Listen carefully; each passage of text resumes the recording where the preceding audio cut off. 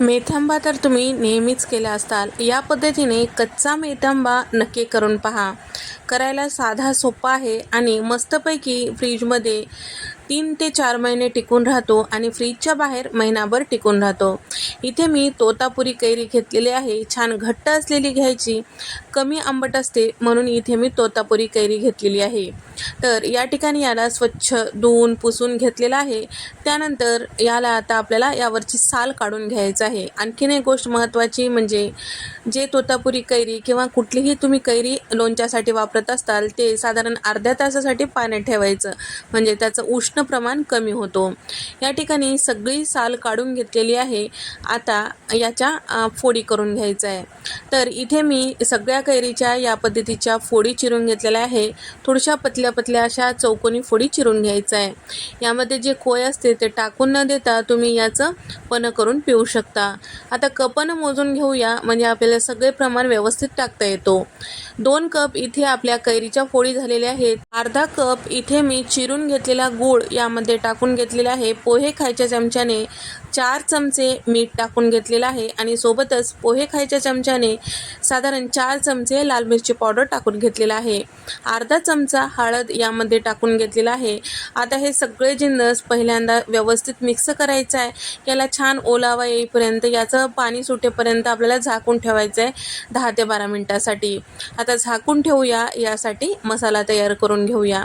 तर इथे मी एवढ्या प्रमाणासाठी हे मसाला तयार करून घेत आहे. तर पॅनमध्ये किंवा कढईमध्ये इथे आपल्याला 2 चमचे इतकं राई टाकून घ्यायचं आहे, जे आपण फोडणीसाठी वापरता ते, आणि एक अर्धा चमचा इतकं मेथीदाणा, चमचाभर जिरे आणि एक 4 चमचे इतकं तीळ यामध्ये टाकून घेतलेलं आहे. सगळे जिन्नस छान खमंग वास येईपर्यंत कमी गॅसवर भाजून घ्यायचं आहे. तीळ छान तडतडेपर्यंत भाजून घ्यायचं आहे. तर या ठिकाणी मी घेतलेल्या प्रमाणानुसार एवढा मसाला पुरेसा आहे. आता हे सगळे जिन्नस छान असं भाजून झालेलं आहे. आता पूर्णपणे थंड झाले की मिक्सरला याचं पावडर तयार करून घ्यायचं, जेवढं जमेल तेवढं बारीक असं. आता या लोणच्यासाठी आपल्याला तेल गरम करून घ्यायचं आहे. तर इथे मी तडका पॅनमध्ये साधारण पाव कप इतकं तेल गरम करायला ठेवलेलं होतं. छान गरम झालं की यामध्ये अर्धा चमचा मोहरी, 1 चमचा जिरं टाकून छान फुलू द्यायचं आहे. अर्धा चमचा मेथीदाणा टाकून घेतलेला आहे.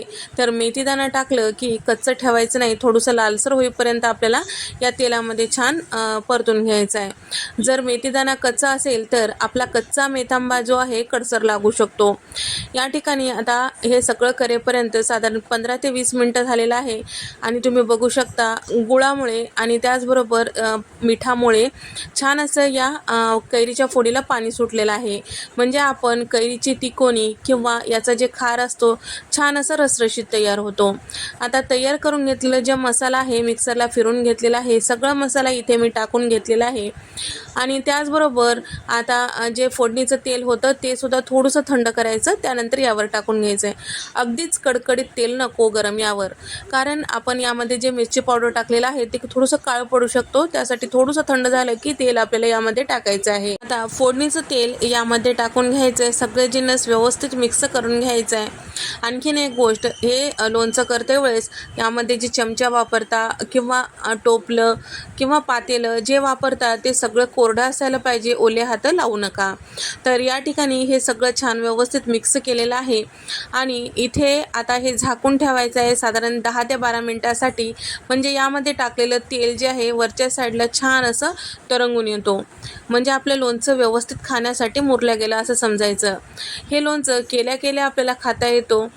तर या पद्धतीचं लोणचं करते वेळेस गूळ जे आहे छान बारीक चिरून घेतलं पाहिजे, म्हणजे व्यवस्थित यामध्ये पटकन मिक्स होतो. या ठिकाणी तुम्ही बघू शकता मस्त रसरशीत हे लोणचं तयार झालेलं आहे. तर साधारण एक 10 ते 12 मिनिटासाठी मी झाकून ठेवलेलं आहे. तुम्ही बघू शकता यामध्ये टाकलेलं जे तेल आहे साईडला सुटत आहे आणि जसजसं हे मुरलं जाते यामधलं तेल साईडला सुटू लागतो. मी घेतलेल्या प्रमाणानुसार मस्त एवढा डब्बा माझा भरला गेलेला आहे आणि जेव्हा आपण डब्यात भरून ठेवतो ते डब्बासुद्धा कोरडा असायला पाहिजे. तर तुम्हाला हा कच्चा मेथांबा कसा वाटला नक्की कमेंट करून सांगा. व्हिडिओ आवडल्यास व्हिडिओला लाईक करा, शेअर करा आणि सबस्क्राईब करायला मात्र विसरू नका.